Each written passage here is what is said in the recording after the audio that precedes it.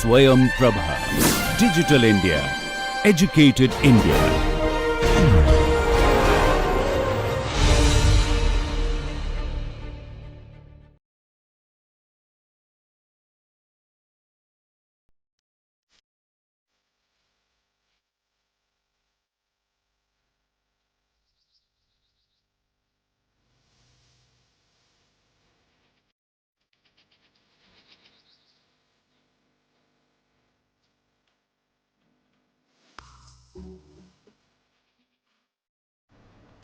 Hello again. So again continuing our previous discussion on IP licensing and Indian competition law, we will today focus on one of the major challenging areas in the recent time, which is the SEP litigation or the standard essential patent litigation. So, we have already discussed the Samsung, Motorola as well as the Huawei case in European Union. So, in the similar line, India is also not immune to these SEP litigations.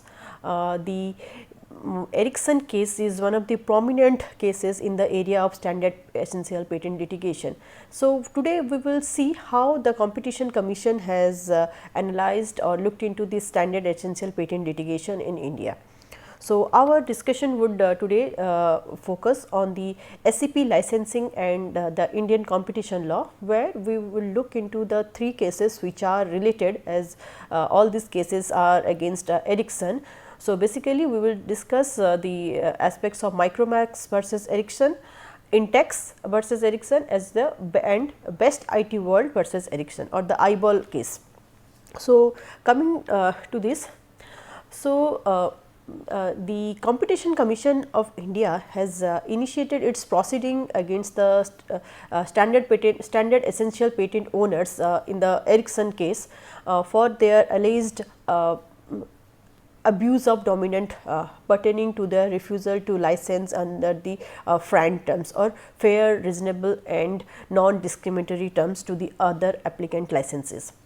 So, the Competition Commission of India has defined standard essential patents in this Ericsson case as the, so SEP are the common global standard patent which is agreed by various market players under the rubric of a standard setting organization in order to set a common technology standard. So, as we know, the when a technology becomes a standard itself, means when the technology becomes indispensable for the development of a product.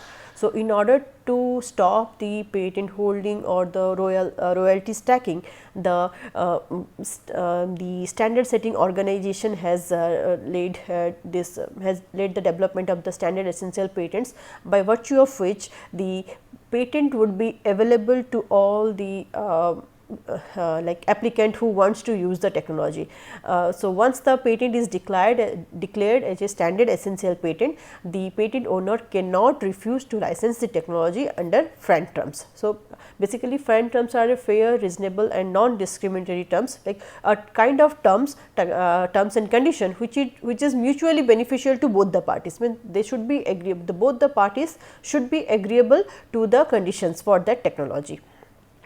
So, basically the standard essential patent is a kind of patent for which there is no alternative non-infringing technology available.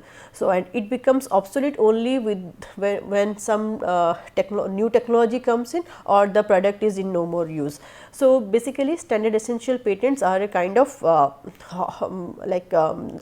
burning topic these days, because all these are used for our telecommunication or the internet or all these latest things which we are using these days, all the gadgets and everything. So, coming to the one of the important and like one of the first litigation in the SEP area in India was this Micromax versus Ericsson. So, Micromax is the world's the Indian company, which is world's 12th largest mobile headset manufacturer, and it started operation in India in the year 2008 and is basically prepares affordable mobile phones for consumers, and also like related mobile accessories it is preparing. And the Ericsson is whereas the Ericsson was an older company which was established in 1876 in Sweden. and it is one of the largest telecommunication companies in the world, and it has a global presence of 38%, like market share of 38%. And it is Ericsson is basically engaged in the manufacturing of the network and the base station equipments on the telecommunication networks. And Ericsson claims to have nearly 33,000 patents, and out of which 400 patents are granted in India, and it claims to be the largest holder of the standard essential patents. So, it is one of the major player which is providing SAP technology. So, it has standard essential patents in the 2G, 3G, 4G, GPRS technology, WC, like all these related things in the telecommunication sector. In this case, what has happened, Ericsson has given a notice to Micromax in the year 2009 for its alleged infringement for the essential GSM patents. So, Ericsson demanded that the Micromax should secure the licenses for those technology under this fair, reasonable and non-discriminatory terms. In reply to this notice, Micromax has asked asked the details of the patents which Ericsson thinks that Micromax is infringing.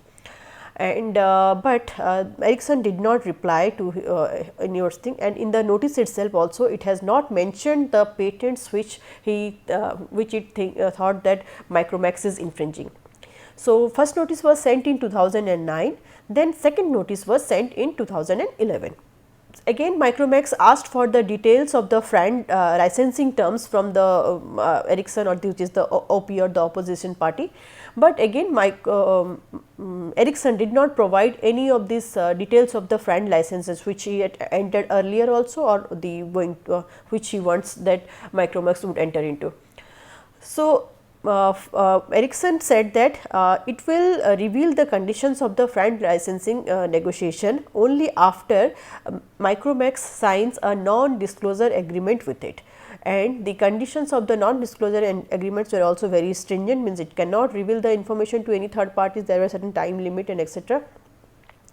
And so, finally, Micromax agreed to sign this non-disclosure agreement, and the terms of the FRAND licensing were revealed to Micromax after nearly 16 months, that is in 2012 only, like November 2012 the conditions for the FRAND licensing were revealed to Micromax, but the request has been in place since 2011, July 2011. And Ericsson further said that the Micromax has to sign the agreement within 25 days of this notice, and or else it will be construed as a refusal to sign the FRAND agreements. So, there were very stringent conditions associated with this licensing condition. And in the FRAND licensing terms, the royalty rates imposed by Ericsson was quite high, and it was like for the GSM it charged nearly 1.25% of the sales price of the product, GPRS 1.75% of the sales price of the product, for edge technology 2% of the sales price, and for this WCDMA and for HSPA for the phones and tablets is 2% of the sales price, and for the dongles it is US dollar 2.5 per dongle. So, you can see Micromax has asked the royalty for the sales price of the product, nothing, the royalty is not set upon the technology itself. So, it is one of the important thing in this case. After this, even the signing of the NDA also, Ericsson instituted a civil suit against the Micromax in 2013 before the High Court of the Delhi, alleging that the Micromax has infringed 8 of its standard essential patents, because Micromax signed the NDA, but Micromax did not agree to pay the licensing fees in such high rates. So, Ericsson filed a civil suit in the High Court of the Delhi. So, there a single judge recorded the interim arrangement between the parties, as per which the Micromax started the payments of the royalties to the opposition party or the Ericsson from 2003 as the rates which it has demanded. So, first it has agreed to pay the royalty. Then again the High Court in the order which it has passed in 2013 appointed an arbitrator and directed the parties to enter into a kind of mediation talk. But during this mediation, the Ericsson was asked to show all the other agreements which it has entered into the with other competitive other parties, other licensees, and the terms and condition of such agreement should be revealed. Like the terms and condition which it has placed in other jurisdictions should also be brought into notice during this mediation talk.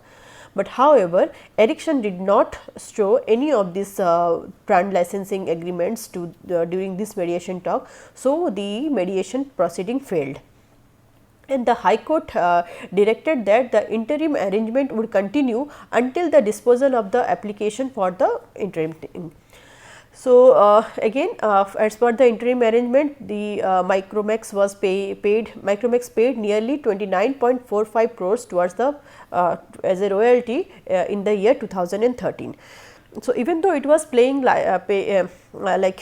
license, it paid a license fee, still like this case was going on. So, during this allegation, Micromax complained to Competition Commission of the India. So, in his complaint, Micromax alleged that the Ericsson is abusing its dominant position by imposing high royalty rates for the SEPs. And again Micromax argued that the royalty rates which the Micromax is imposing were not product based, like the royalty was not charged on the basis of the cost of the product licensed, but charged on the basis of the value of the phone in which the product of the technology is being used. For example, if Micromax is selling a phone in 100 rupees, then as per the contract, like it has to pay 1.25% of the royalty.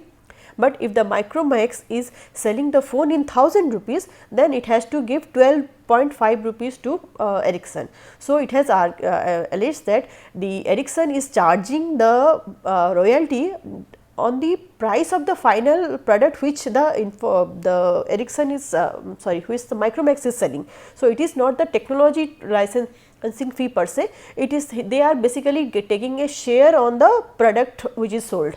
So, the as per Micromax, the Ericsson is like it has arbitrarily posed an royalty on the basis of the sales price of the phone, while the royalty should be on the basis of the value of the technology or the chipset used in the phone, not on the price of the phone per se. And again Micromax alleged that the Ericsson is charging different licensing fee from the different licensee. So, on this all this like submission was made to Competition Commissions of India. So, replying to this, Ericsson said that while the like already Micromax had paid certain royalty to Ericsson, still it has complained to Commission. So, it has agreed, again it is complaining. So, this was one of the stand, and also Ericsson replied to Competition Commission of India arguing that the present dispute is a commercial and civil in nature, and the Competition Commission should not acquire the role of a price setter or concern with this concern itself with the excessive pricing. So, basically it wanted to say that it is not in the purview of the Competition Commission of India to decide the price or the nature of this conflict. Again, the Ericsson also argued that seeking injunction from the court does not constitute abuse of dominant position. So, these are the two grounds on which the Ericsson replied to Competition Commission of the India. So, while taking a cognizance of the case, so Commission said that when any company like when a patent owner declares its patent as standard essential patent, it has to abide by certain clauses and rules which is mentioned by the standard setting organization. So, as Ericsson has the SCPs declared by the ETSI. So, as per the clause 6 of the ETSI IPR policy, an IPR owner is required to give irrevocable written undertakings that it is prepared to grant irrevocable licenses on frank terms to be applied fairly and uniformly to the similarly placed player. So, once ETSI has declared some patent to be a standard essential patent, then as per the IPR policy clause 6, the patent holder should give the license in fair and reasonable and non-discriminatory terms, and it should be uniform for all the players placed like all the competitive players basically. And the patent owner has to grant irrevocable license to the following extent, means to manufacture, including the right to make or to have customized components, subsystems or the license's own design for use in the manufacture, sale, lease or otherwise dispose of the equipment so manufactured, repair, use or to operate equipment and use methods. So, once the license has been given, now the licensee has the independence or freedom to use it for different purpose and etc., which are already been mentioned in the IPR policy of the ETSI. So, by this first as shown, the Ericsson is not abiding by all these clauses. So, again the Competition Commission of India wanted to analyze what is the relevant market in this case. So, the SCPs owned by the Ericsson are basically in the 2G, 3G, 4G as well as the GSM technology which falls in the GSM technology domain. So, the prima facie the relevant product market was the in the GSM compliant mobile communications devices, and also as the Ericsson was considered to be a dominant player, since there are more than 400 patents were granted in India itself out of the total 33,000 patents, and maximum number of patents are declared as the standard essential patent. So, Ericsson was considered to be a dominant player. The relevant market was the GSM compliant smartphone devices, and the relevant market was in India.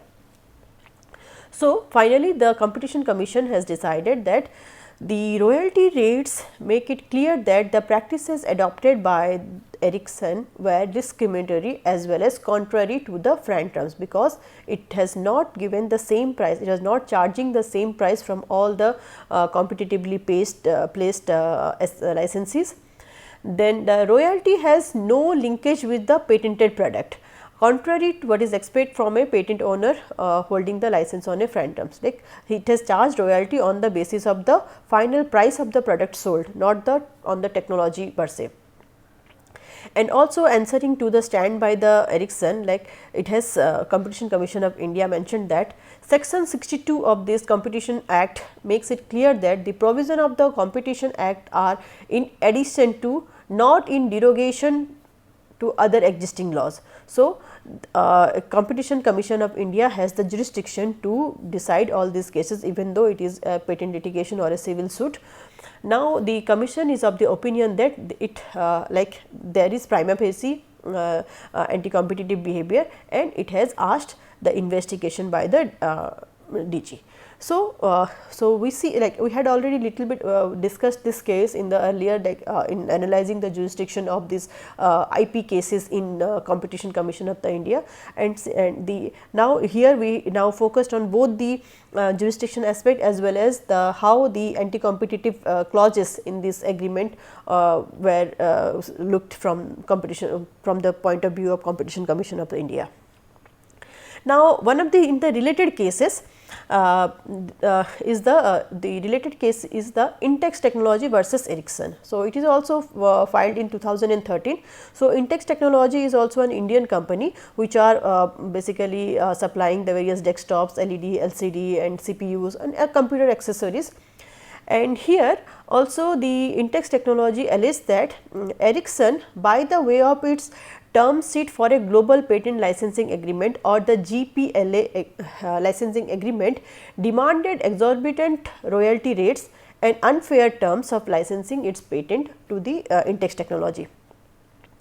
And again in this licensing agreement, Ericsson made it clear that the jurisdiction and the governing laws for this licensing agreement would be only Sweden, and Ericsson also required the Intex Technologies to enter into a non-disclosure agreement as a necessary precondition for letting the informant know about the details of the alleged infringement. So, when Ericsson notified Intex Technology for his alleged infringement of certain standard essential patents, then it had sent notice. It has sent notice to Intex Technology to sign this GPLA licensing agreement. So, one of the clause in GPLA licensing agreement is that it would be governed by the laws and in the Sweden, and also like it had to enter into a non-disclosure agreement before it can know what kind of patent it has infringed. And Ericsson refused to share the commercial terms and royalty payment on the grounds of the non-disclosure agreements. And Intex also asked like what are the in general front terms which it is entering, which Ericsson has entered earlier also, but Ericsson did not provide any prior information, and it has denied to give any share any commercial terms and royalty rates, royalty payments. And so that led to a fact that different royalty rates are being charged by the Ericsson from the potential licensee. And also the Ericsson refused to share the commercial terms and royalty payments on the grounds of non-disclosure agreements, and like that we have already discussed. This is the case where again Intex Technology filed a complaint to the Competition Commission saying that even it has repeatedly requested for the terms and condition of the licensing agreements or the royalty rates, but unless and until Intex Technology signs an NDA, Ericsson refused to pay, refused to give any details of the infringement or the details about the royalty rates. So, the commission again hold that in similar line with the Micromax cases, it held like it found Ericsson to be in a dominant position, as well as then like its relevant market and geographical relevant market in the again in the GSM mobile technologies or related technologies, relevant geographical market was India, and in the similar lines it thought that the case is in case can be looked along with the Micromax cases. So, therefore, the Competition Commission of India in this case also asked booked a prima facie case and asked DG for a further investigation and give the report in the 60 days. Now, the third related case in this recipe thing is the Best IT World or the eyeball company, which popularly known as versus Ericsson. So, this was a litigation which this case came in 2015. But first it has started in 2011, where Ericsson issued a letter to the eyeball or the Best IT World company for its for its GSM and WCDMA technology, and it requested Best IT World to discuss for the possible infringement of its standard essential patent. Again, in this letter also Ericsson did not specify the number of the patents which were directly infringed by Best IT World or the probable thing which can be licensed.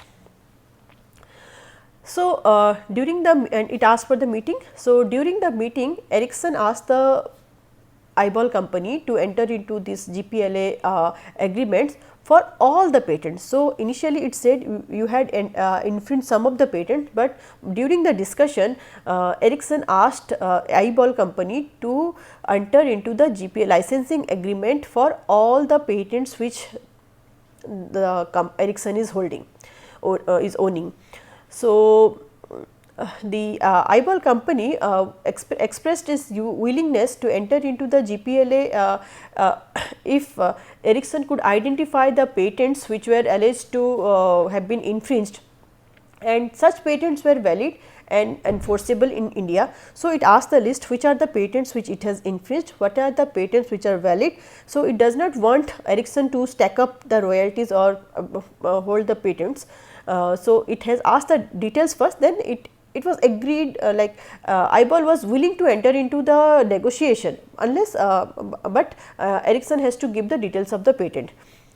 But again in the similar to the earlier cases, Ericsson said it has to enter into a non-disclosure agreement, then only it can proceed further in this matter. However, Ericsson did not share any information about the patent infringement unless and until the NDA is executed. So, in 2011, another mail was sent by Ericsson to IBOL with a draft of the NDA and the for further discussion, and in that draft, like, Ericsson has imposed very strict conditions. First, 10 years of confidentiality in relation to the disclosure of any information by either party. Confidentiality information is to be shared only with the affiliated company, and all disputes will be settled by the arbitration in Stockholm, Sweden. So, these are very restrictive for any Indian company. But IBOL was willing to enter into friend licensing agreement with Ericsson, provided the jurisdiction should be India. And in July 2012, Ericsson communicated to IBOL stating that the proposed license would not only cover the future sales, but the prior sales which the company has notified to IBOL earlier would also be covered by the agreement. So, now the IBOL company has alleged that despite of repeated request for adopting lenient terms and conditions in the NDA and to provide details about the alleged patent violations on the part of the IBOL company, Ericsson did not reply to any of the query. So, IBOL pleaded to Competition Commission of the India regarding the abuse of dominant position of the Ericsson, and it said that Ericsson is abusing its dominant position by refusing the license to Ericsson by refusing to identify the standard essential patents infringed by the company IBOL, and it is again giving the threats for patent infringement proceeding and coaxing the informants to enter into one-sided and onerous non-disclosure agreements, and it is trying to tying and bundle the patents irrelevant to the informants products by this way of this global patent licensing agreement, and it is charging unreasonably high royalty rates for all these patents, which is again charging a value of this percentage of the handset rather than the actual cost of the patented technology, as in the case of these earlier Micromax as well as world's best technology case. So, finally, the Competition Commission found that there happens to be a prima facie case of contraventions to the provision of section 4, that is abuse of dominant position, and this case becomes a fit case for the investigation by the Director General. So, with all this, so again this case were also placed in reference to the earlier two cases, and the Competition Commission of India held that these three cases should be dealt with reference to each other. So, cases are still pending, final decision has not come out. But this discussion would help us to understand how the terms and conditions by a SCP holder may be considered as an anti-competitive. So, not disclosing the alleged infringed patents or not disclosing the terms and conditions, charging excessive high royalty rates which is not based on the product or the technology itself, but based on the sale of the final sales price of this handset or the other final product. So, all these activities are a kind of are coming under the anti-competitive practices, and the Competition Commission of India is taking a very stiff position with all this to all this behavior. So, this is and since as you understand, the Competition Commission of India is very new in comparison to the European Union. So, still with this Micromax cases, like India has entered already into the litigation of the standard essential patent, and with the advent of technologies, many such litigation may come, and Competition Commission of India is keeping a close watch on all this technology area, not only the anti-competitive behavior or abuse of dominance, but also the combination of the various big enterprises which are holding major technologies. So, you for your reference, you all may go to the Competition Commission of India website, where you can find all these relevant case documents, the decision by the Competition Commission of the India. Please go through it. That would give you a clear idea how the Competition Commission is looking into these IP licensing cases. Hopefully, this is very much helpful to you, and if you have any query, please let us know in the comment sections. Thank you very much.